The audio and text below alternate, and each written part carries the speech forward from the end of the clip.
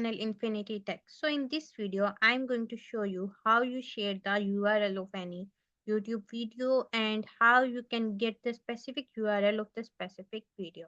So for this, let's go to the Chrome browser and this is my YouTube. I wanna share the link of this video. Just click on this. So this is my video. I want to share the link.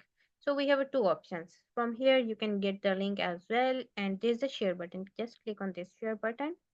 And here you can directly share on the any website like if you want to share on the WhatsApp, Facebook, or through email and some other way. And there is also the link you can get. Like you can get the link, just copy the link from here, and then you can easily share this with anyone else. Like this is my YouTube link, and I want to share this with any. You can easily do this. So to get more informative videos like this, just follow my channel Infinity Tech. Bye. Take